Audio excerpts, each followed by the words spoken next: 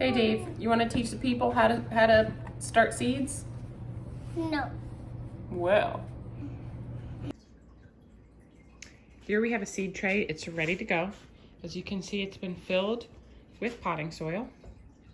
And if you want to do this on a smaller scale, egg cartons work very, very well. I would just put a little drainage in the bottom, poke a little hole so that the water doesn't collect. These all have little holes in the bottom so that as you water, it can run through. And you're simply going to plant your seeds like this. You're going to make a little hole, go down about nail deep. Then you're going to take a seed. These are tomato seeds.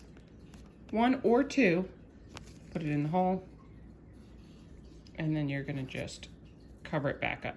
I already have these planted, so I'm not gonna actually show you putting a seed in there, but it's as easy as making a little indentation with your finger or the tip of a stick or something, going down about nail deep, 1 or 2 seeds, and then cover it up,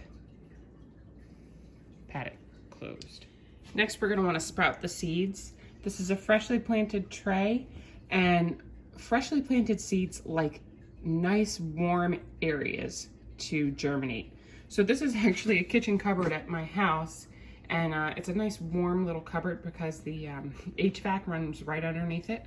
So I put it right in there. If you don't have a setup like that, that's fine. If you have a warming mat, that works great. But they want to be nice and warm for the first couple days, just until they start to germinate. Okay, and after the seeds have been germinated for a few days on your warming mat, you can move them over to a grow setup like this with a little light. If you don't have this, try putting them in a nice warm area with south-facing light. And you can see the little seedlings that are starting to pop here. And I just wanted to show you these. So as you can see, there's 2 little seedlings coming up. Eventually I'm gonna have to pinch one off. I hate doing that, but to ensure that I'm getting all the germination that I want, I do usually put 2 seeds in each, and 1 is bound to come up. A lot of times 2 come up, and then you have to pick which one you want to continue with. Just a word on troubleshooting. You don't want your seedlings to get very spindly. That's not gonna make for a strong plant. See how long this guy is?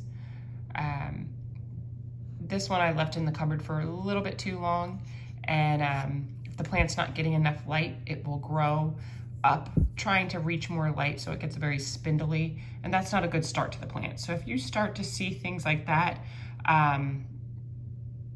start to think about how much light your seeds are getting, and they may need some more light.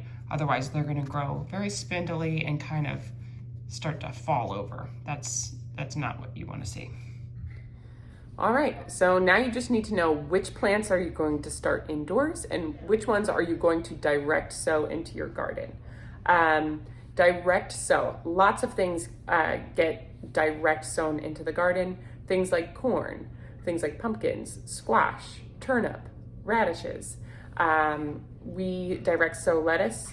We direct sow our cucumbers. Cucumbers and lettuce you could also start indoors and transplant them out.